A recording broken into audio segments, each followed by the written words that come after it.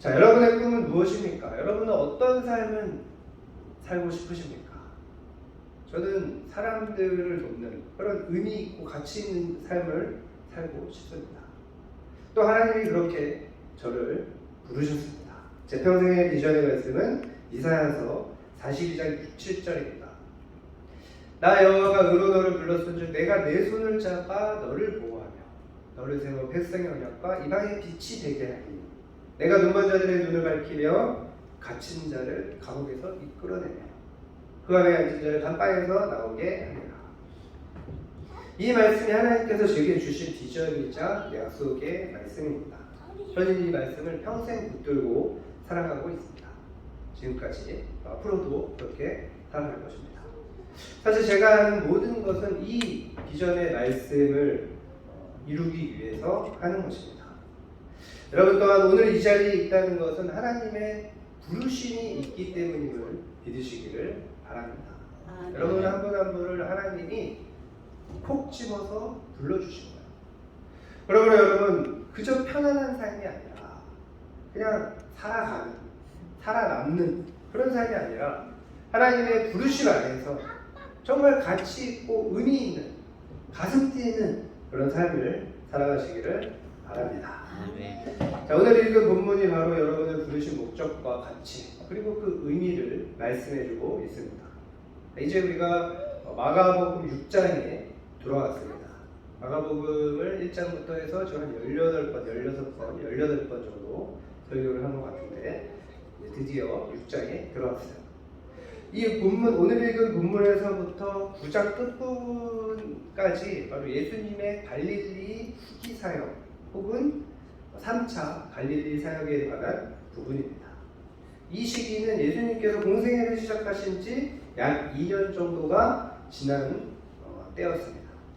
십자가 순환을 약 1년 정도 앞두고 있는 AD 29년 초의 무렵입니다.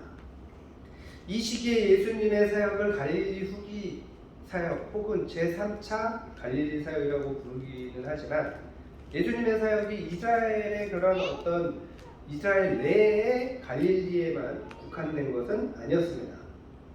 지난주에 우리가 말씀을 살펴본 것처럼 지난번에 살펴본 것처럼 거라사 지방에 가서도 사역을 하셨죠. 그러니까 갈릴리 동쪽과 북쪽의 이방 지역으로까지 넓게 확대됐습니다. 이러한 예수님의 사역 지역의 확대는 예수님에 대한 그런 배척의 정도가 점점점 더 고조되는 것과도 밀접한 관계가 있습니다. 예수님께서는 자신에 대한 유대인들의 불신과 배척이 고조됨에 따라서 자신의 사역의 무게 중심을 이방인 지역으로 옮기신 것입니다. 그럼으로써 유대인들이 끝내 복음을 거부할 경우 장차 많은 이방인들이 먼저 메시아 왕국에 들어오는 축복을 누리게 될 것을 시사하는 것입니다. 자, 그래서 예수님은 제자들을 데리고 많은 지역으로 이동하시면서 제자들에 대한 훈련에 주력을 하십니다. 바로 오늘 본문이 그 결정적인 모습을 보여주고 있죠. 예수님은 하나님 나라를 전하시고 많은 이적과 기사를 행하셨지만 예수님의 최고 관심은 단연 바로 제자들을 훈련시키시는 것이었습니다. 예수님께서 가장 중요하게 여기신 것이 바로 제자 훈련이었던 것입니다. 그것이 하나님 나라를 확장시키기 위한 예수님의 방법입니다. 오늘 본문을 통해서 예수님께서 제자들에게 가장 중요하게 여기시는 것이 과연 무엇인지 확인하고 또 그 본을 받아서 제자들처럼 훈련되고 정말 가치 있고 의미 있는 가슴 뛰는 그런 비전을 이루는 아름다운 사명을 감당하는 그런 여러분들 되시기를 축원합니다. 자, 먼저 예수님은 12제자를 부르셨습니다. 왜 부르셨습니까? 둘씩 보내시고 뭐예요? 보내시기 위해서 부르신 거예요. 오늘 본문에서 예수님께서 제자들을 보내신 것은 본격적인 그런 사역을 위한 파송이 아니라 훈련으로서의 파송이었습니다.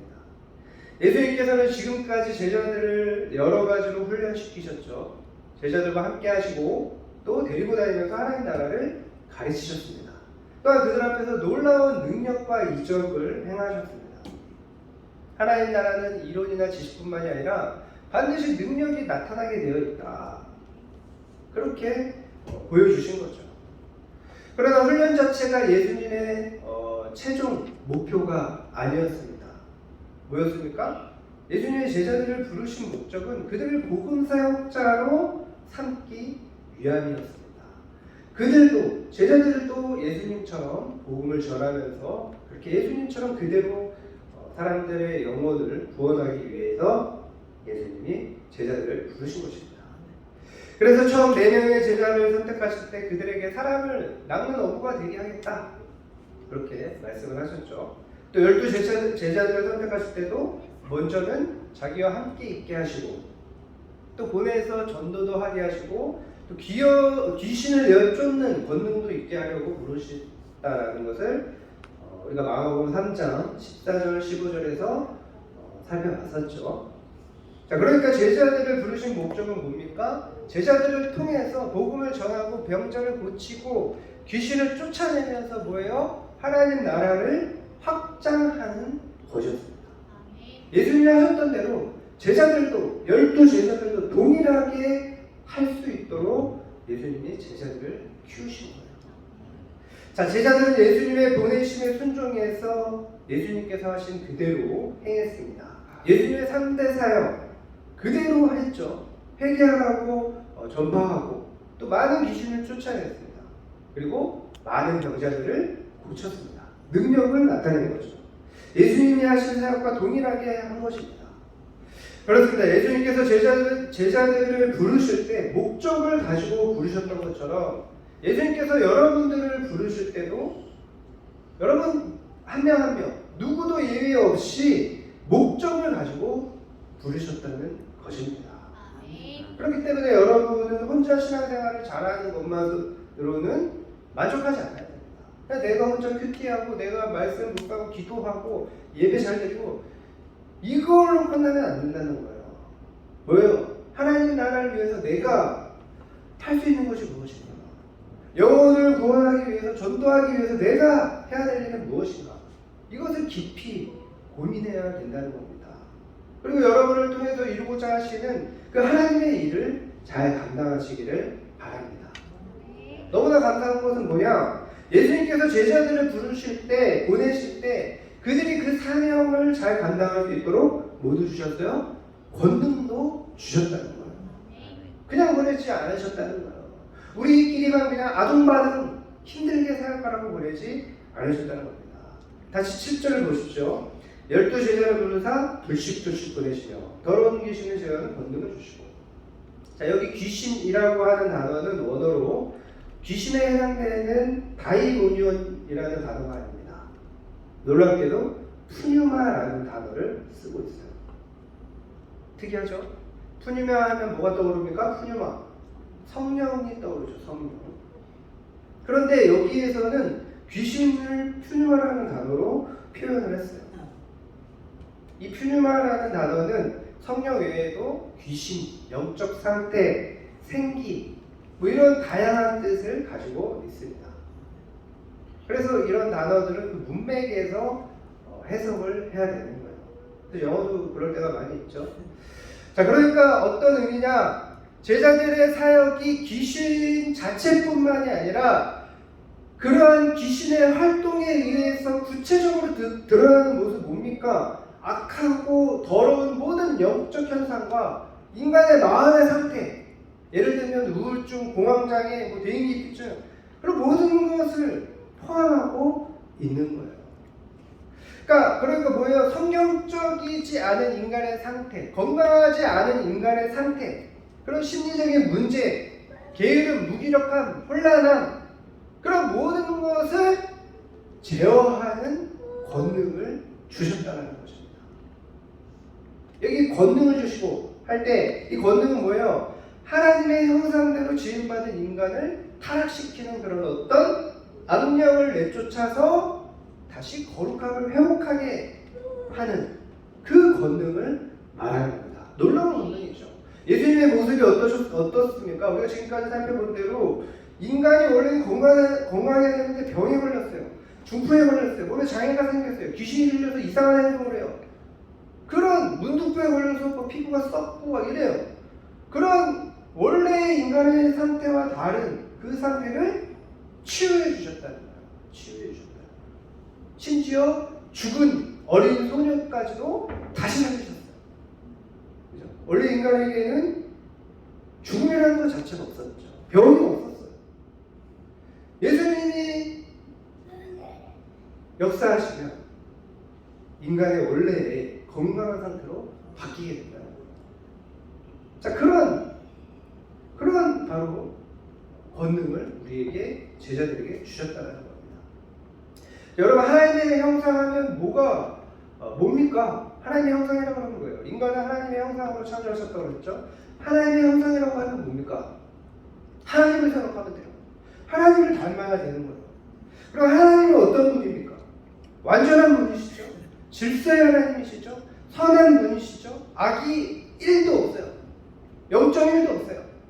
능력이 어때요? 전능하신 분이시죠. 관계의 능력도 완전하신 분이에요. 그죠?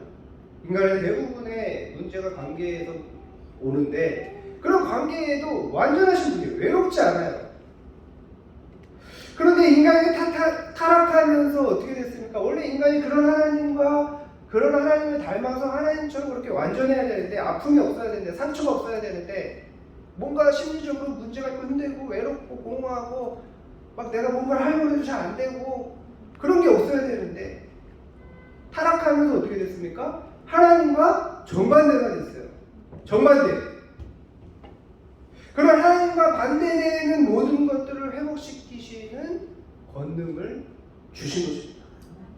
이 권능을 제자들과 여러분에게 주신 거예요. 아멘? 놀라운 겁니다. 그렇습니다, 여러분. 하나님은 여러분에게 아무 능력 없이 그냥 사명을 감당하라고 보내지 않으십니다. 반드시 능력을 주신다는 거예요. 반드시. 여러분, 하나님 안에서 하나님을 의지하면 놀라운 능력을 받아서 제자들이 예수님처럼 동일하게 병자를 치유하고 귀신을 내어쫓았던 것처럼 복음을 전하고, 그 권능을 가지고 복음을 전하고 사람을 도왔던 것처럼 놀라운 능력이 여러분에게 나타날 줄 믿으시기를 바랍니다. 여러분 자체에게 먼저 그 능력이 임하는 거예요. 온전히 하나님을 의지하고 온전히 하나님 안에서 살아가고 그 능력을 발휘합니다. 하나님은 절대 여러분을 홀로 두지 않으십니다. 늘 함께 하시고 감당할 수 있는 능력을 주신다는 거예요. 그래서 뭐라고 말씀하십니까? 두려워하지 말고 믿기만 하라. 이 예수님의 말씀이 그 소녀의 아버지 야이로에게만 하신 말이 아닌 거예요. 이게 우리를 향한 예수님의 말씀이고 예수님의 뜻입니다. 두려워하지 말고 믿기만 하라. 믿고 담대하게 실천하라. 자, 두 번째로 우리에게 주신 사명을 감당하기 위해서는 우리가 명심해야 될 것이 있어요. 그죠? 예수님의 명령이 있다는 겁니다. 자, 먼저 둘씩 보내시죠. 자, 예수님께서 제자들을 혼자 보내지 않으셨어요. 둘씩 보내셨습니다. 이 무슨 의미이겠습니까? 서로 협력하고 도와주고 격려하고 세워주기를 바라셨다. 그죠? 두 사람이 함께 다니면 서로에게 힘이 되고 위로가 되고 격려가 되는 거예요. 그래서 사도행전을 보면 선교를 나갈 때 항상 어떻게 나갑니까? 바울이 그렇게 뛰어난 능력이 있었는데 혼자 나갔어요? 아니에요. 바나바와 같죠. 마가와 같죠. 누군가와 항상 같이 갔습니다. 전도서 4장 9장 12절에 정말 이 인간관계의 중요성, 신앙의 관계, 신앙의 협력자의 중요성을 너무나 분명하게 적나라하게 말씀하죠. 자, 여기 잘 보십시오. 홀로 있는 사람에게는 뭐가 있다? 화가 있다. 화가 있다. 한 사람이면 어떻게 된다? 패합니다. 그러나 두 사람이면 어떻게 됩니까? 능히 맞설 수 있게 됩니다. 이것이 협력의 중요성이에요. 이것이 협력의 중요성이에요. 그런 인간관계 능력이 얼마나 중요합니까? 그래서 반드시 인간관계 능력을 길러야 되는 거예요. 자꾸 혼자 있으려고 하면 안 되는 거예요. 사명은 절대로 혼자 감당할 수가 없습니다. 아무리 뛰어난 사람도 혼자서는 안 돼요. 혼자서는 안 돼요. 그래서 하나님께서 아담을 완전하게 창조하셨음에도 불구하고 어떻게 하셨습니까? 하와라는 여자를 또 창조를 하셨어요. 그래서 어떻게 했어요? 서로 돕는 배필. 돕는 배필이라는 게 뭐예요? 서로를 도와가면서 서로의 부족함을 채워가고 또 더 완전하게 무언가를 이루고 갈 수 있도록 창조하셨다는 겁니다. 그러므로 인간관계 능력이 있어야 어떻게 돼요? 제자로서 하나님 나라를 확장시키고 열매 맺을 수 있는 것입니다. 잠언 27장 17절에 있는 말씀입니다. 다 같이 읽겠습니다. 시작. 쇠붙이는 쇠붙이로 쳐야 날이 날카롭게 써듯이 사람도 이웃과 부딪혀야 지혜가 예리해진다. 여러분 지혜가 어떻게 생긴다고요? 사람과 이웃과 부딪혀야 된다는 거예요. 그렇죠? 그래서 오히려 인간관계는 계속해서 부딪힐지라도 더 경험을 해야 돼요. 여러분 공부 혼자서 열심히 하면 제일 똑똑한 것 같죠? 그런데 여러분 그렇습니까? 과연 그렇습니까? 그렇지 않아요. 진정한 지혜는 사람과 만나면서 사람과의 부딪힘에서 나오는 거예요. 자, 원래 하나님이 인간을 창조하실 때는 아까 말했죠. 돕는 비필로 창조하셨어요. 그거는 부부 사이만 그러는 게 아니에요. 원래 인간의 존재는 서로가 서로를 도와가면서 서로의 부족함을 보완해줘가는, 그래서 서로 성장하게 가는, 우리가 잘 아는 단어 있죠. 윈윈을 하게 하는 그런 창조였어요. 그죠? 인격적이고 관계에 완벽한 존재였어요. 그래서 아담과 하와가 타락하기 전에는 얼마나 서로를 소중하게 여기고 사랑했습니까? 행복했죠. 관계에 문제가 없었어요. 그런데 선악과를 먹고 타락하자마자 어떻게 돼요? 타락하자마자 서로를 탓한다. 쟤 때문에 망했다. 제가 그래서 망했다. 그러면서 같이 있으면서 불편해져요. 옷을 입기 시작했죠. 부끄러워서 이제 옷으로 자기 먼저 가려요. 그죠? 방어를 하게 된 거예요. 그래서 같이 있으면 불편해져요. 같이 무언가를 하면 불편해요. 그래서 인간은 관계를 맺는 것이 힘들어졌습니다. 힘들어요. 피곤해요. 선악을 자기 중심적으로 판단하기 때문에 그렇게 된 거예요. 선악과를 먹은 결과가 선악을 자기 중심으로 판단하는 것으로 된 겁니다.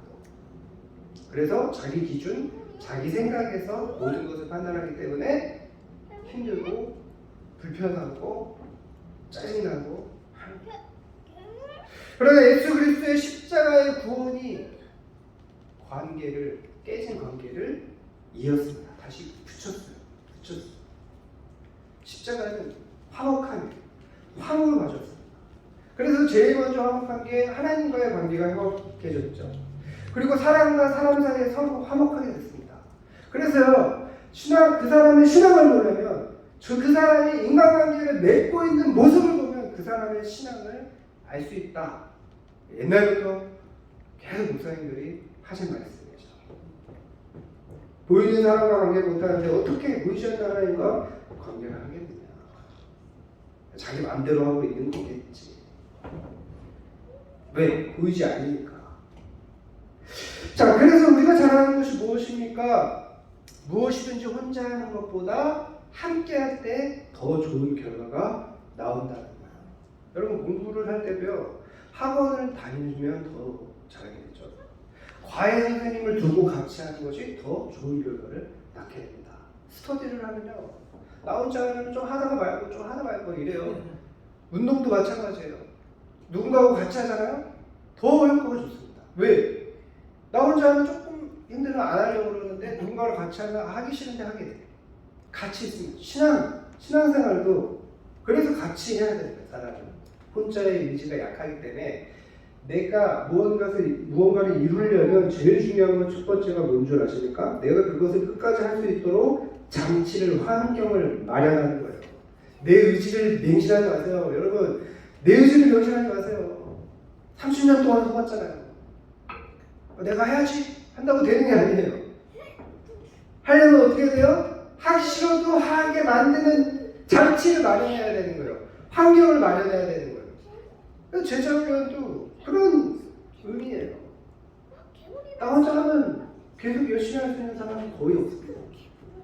그 정도 수준인 사람이 거의 없어요. 전도도 마찬가지입니다. 전도도. 서로 사랑하며 함께하게 될 때 놀라운 일들이 일어나게 되는 거예요. 초대교회가 오순절 마가다락방에서 성령이 임재했을 때 아름답게 함께 협력할 수 있는 인격이 형성된 거예요. 그래서 복음이 전 세계에 전파된 거예요. 만약에 초대교회가 성령을 받고 서로 싸웠어. 우리에게까지 복음이 전해졌겠습니까? 막 너무 인간관계 능력이 좋아지면 한번 보세요. 계속 모이고 자기 함께 자기가 가지고 있는 거 다 나누고 자꾸 만나고 아예 집까지 공유를 합니다. 그게 공동체예요. 그럴 때 성령의 충만함과 놀라운 부흥의 역사가 일어나는 거예요. 여러분, 뭉치면 살고 흩어지면 죽습니다. 옛날에 어떤 대통령이 한 말이 아니에요. 성경의 원리입니다. 성경의 원리예요. 심지어 타락한 사람들이 모여서 뭔가를 이루려고 하니까 어떻게 했어요? 하나님이 가서 흩어버리셨어요. 그래서 사탄의 방법이 뭐예요? 자꾸 관계를 부탁에 해서 혼자 있게 만듭니다. 혼자 있게. 여러분, 우리 엄정교회는 더 뭉쳐야 됩니다. 더 뭉쳐야 돼요. 더 하나가 되어야 됩니다. 여러분이 한 마음 한 뜻으로 될 때 하나님께서 우리에게 주신 비전과 사명을 이루게 해주실 줄 믿습니다. 자, 세 번째로 예수님의 명령이 있어요. 먼저는 전도 여행을 위한 준비물입니다. 지팡이 외에는 아무것도 가지지 말라는 거예요. 양식이나 대낙이나 전대의 돈을 가지지 말아라. 신발이나 옷도 여분을 가지지 말아라. 사실 이러한 것들은 당시 이스라엘을 여행하기 위해서는 반드시 필요한 것입니다. 없으면 아예 하기가 힘든 절대적인 것들이었어요. 그런데 예수님께서 그러한 것들을 가지지 말라고 했어요. 왜 그렇게 명령하셨을까요? 단순합니다. 한 가지예요. 하나님을 절대적으로 의지하라는 거예요. 예수님이 아무것도 가지지 말라는 건 근육하라는 의미가 아닙니다. 근육하라는 것이 아니에요. 그것은 주님의 일을 할 때 인간의 어떤 수단이나 방법보다는 하나님을 신뢰하며 의지하도록 한 거예요. 그런 훈련을 시키신 거예요. 그렇습니다, 여러분. 하나님의 일은 내 힘만으로만 감당할 수 있는 것이 아닙니다. 하나님이 주시는 힘으로 해야 되는 거예요. 또한 하나님을 철저하게 의지함으로 감당해야 되는 거예요. 무엇보다 전도는 사람의 능력이 아니라 하나님의 권능으로 되는 거예요. 하나님을 의지하면서 하나님의 힘으로 전도하고 하나님의 일을 한다면 예수님처럼 제자들처럼 반드시 열매 맺게 될 줄 믿습니다. 자, 마지막으로 예수님은 제자들에게 사람들을 만났을 때 행동 지침을 알려주신다. 자, 누구의 집에 들어가거든 그것을 떠나기까지 거기 유하라. 여러분 보십시오. 집에 들어간다라는 것은 무엇을 의미합니까? 깊은 관계를 맺으라는 거예요. 전도를 하려면 깊은 관계를 맺어야 돼요. 집에 들어가서 며칠 동안 함께 지낼 정도로 깊은 관계가 되어야 된다는 겁니다. 그리고 집에 들어간다는 것은 영접을 했다는 것을 의미하죠. 반대로 영접하지 않으면 거기서 나가고 발에 먼지를 떨어내라. 그렇게 말씀을 하십니다. 제자들을 영접한다는 것은 그들이 전한 복음을 수용하고 그들을 반갑게 맞이하는 태도를 말하는 겁니다. 예수님의 제자들을 영접하는 것은 곧 그들을 보내신 예수님을 영접한 것이에요. 반대로 제자들을 영접하지 않는 것은 예수님을 영접하지 않는 배척의 행위입니다. 그러면 발에 먼지를 떨어버려라 라고 하는데 이것은 뭐예요? 떨어지는 먼지처럼 최후 심판 때에 그 사람들이 버림받을 것을 예언하는 그런 예언적 행동의 증거입니다. 본문과 똑같은 내용을 다룬 마태복음 10장 15절에는 이렇게 말씀해요. 내가 진실로 너희에게 이르노니 심판날에 소돔과 고모라 땅이 그 손보다 견디기 쉬우리라. 여러분, 소돔과 고모라가 어떻게 됐습니까? 타락해서 하나님이 이제 심판을 하셨는데 어떻게 심판하셨어요? 막 불과 유황을 떨어뜨려서 다 완전히 소멸시켜버렸습니다. 끔찍하게 멸망했습니다. 하나님의 분노가 얼마나 무서운지를 보여주는 게 소돔과 고모라 심판이었어요.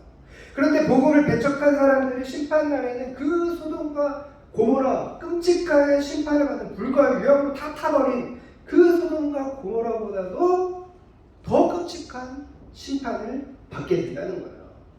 복음을 거절하는 것이 얼마나 큰 죄인지를 보여주는 것입니다. 그러나 이 예수님의 명령은 여러분이 하나님의 일을 할 때 어려움도 따라온다라는 것을 의미하기도 하는 겁니다. 여러분, 하나님 일한다고 어려움이 없습니까? 아니에요. 오해를 받기도 하고 또 어려움을 겪기도 합니다. 그죠? 오히려 그럴 때가 더 많아요.